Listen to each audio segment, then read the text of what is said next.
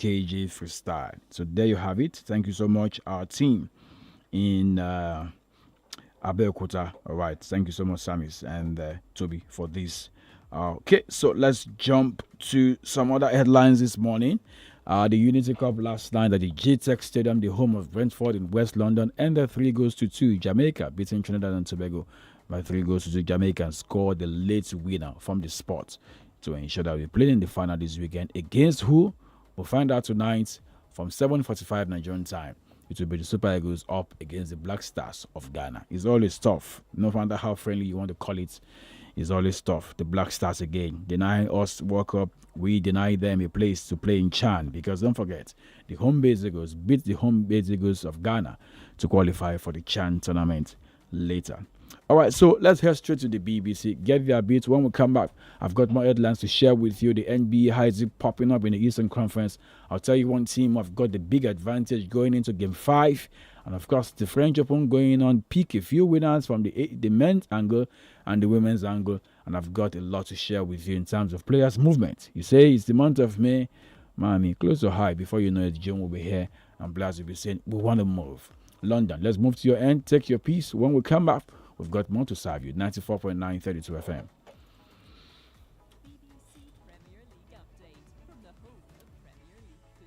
Hello, I'm Paul Serres at the BBC Sports Centre. The Chelsea head coach Enzo Maresca says they are desperate to win the Europa Conference League for the club's supporters. Speaking ahead of Wednesday evening's final against Real Betis in the Polish city of Wrocław, Maresca told the media that he wanted to help the club become the first to complete the European set of Champions League, Europa League and Europa Conference League. I'm not focused about winning this competition or with this trophy. Because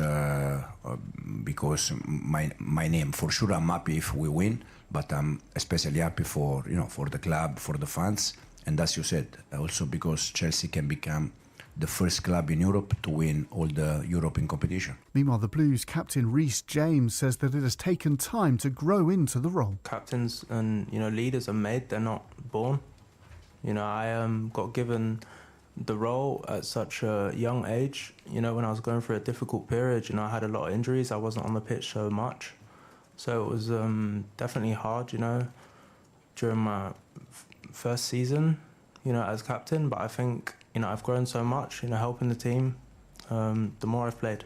Elsewhere, Manchester United have triggered the release clause of the Wolverhampton Wanderers and Brazil forward Matheus Cunha and have been given permission to discuss personal terms. Wolves had rejected United's proposal to pay the fee over 5 years, with Ruben Amorim's side required to pay the full fee for the 26-year-old in 3 instalments over a 2-year period. And Newcastle United's sporting director Paul Mitchell is set to leave the club by mutual consent at the end of June, less than a year after his appointment. The former Tottenham sporting director joined the Magpies last July to replace Dan Ashworth. And for more football news from the BBC, go to bbc.com/football. BBC Premier League update from the home of Premier League football. All right, thank you so much, our friend in London. So Chelsea manager wants to go ahead and win and complete the treble. All right, so just to remind you that the first Italian and the first time Chelsea won the Champions League, they were led by an Italian manager, Roberto Di Matteo, who helped them win the Champions League in Munich. And of course, they end up also winning the UEFA Cup a few years later with Rafael Benitez. This Italian wants to also get it done tonight. The Italians manager, they get to do well like Chelsea. I can go on with names.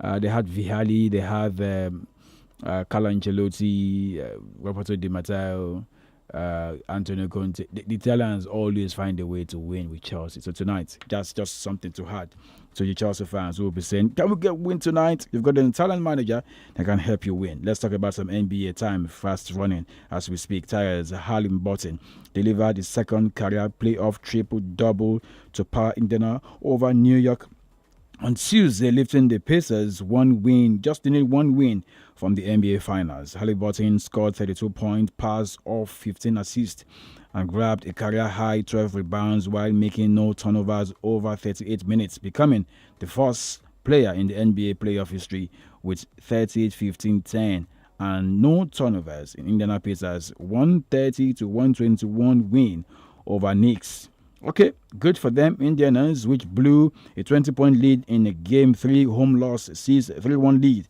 in the best of 7 Eastern Conference Finals with the home triumph. All right, so there you have it, how it all happened. And let's jump over to the French Open and give you some updates. Novak yesterday, man, was through to the next stage.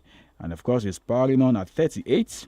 And let's see who else again was good. Not good for one man. Daniel Medvedev, I reported it yesterday. He lost 3-2 to Cam Norrie of Great Britain. And of course, Dimitrov could not continue his game. He retired in that game against Ethan Quinn. And last night, there were also games to finish on court. Gail Monfils was good against Olga Delian. He won in 3-2. In the women's angles, just a few selected winners. Victoria Azarenka won. Sofia Kenin of the US also won. Another American girl, Coco Gauff, also won a game. Jessica Pegula from the US won, but not for Ons Jabal from Tunisia.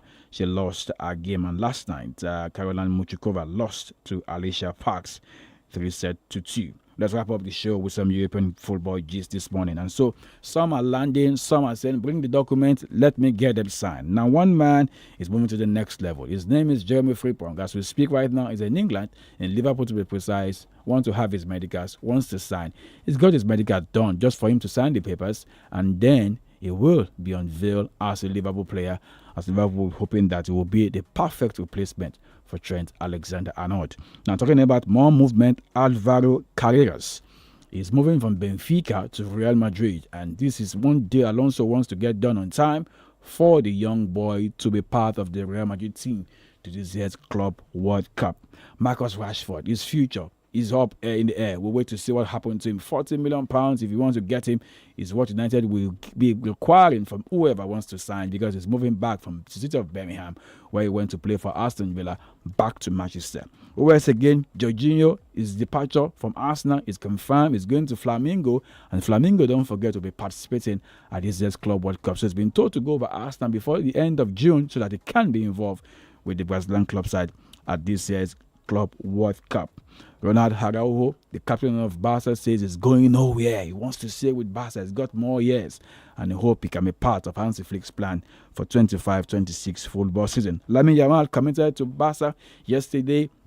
He will be staying till 2031, so he's going to extend. He has extended, and he wants to be the next big boy. He said, now I want the number 10 jersey. Hansi Fati, rather, is on his way to Monaco. Yeah, he's on his way to Monaco again on a season-long loan. Jordan Henderson, yet to make his decision where he will be playing football next season. Amsterdam, where he played the last 2 years for Ajax, helped them qualify for the UEFA Champions League. So the question now is, will he remain in Amsterdam, or he wants to move over? Now, talking about managers, Gasperini has told Atalanta last night that I want to make a move. I've tried 8-9 years here in Bergamo. I want the next challenge, and the next one will be where? The news is that they might be heading to the Olimpico, not to Lazio, but to AS Roma. I think that's interesting. Gasperini has really helped Atalanta the last few years, helped them to qualify for the Champions League, helped them to win the UEFA Cup.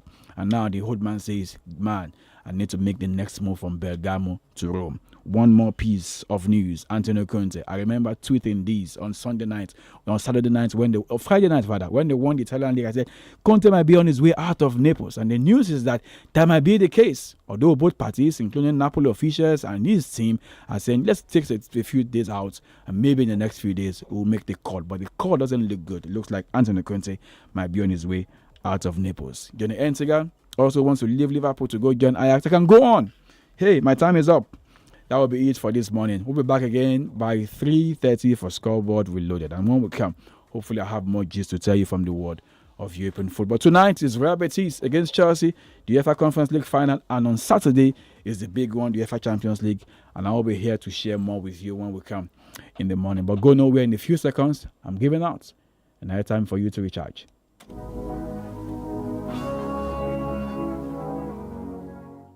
Weekend bad.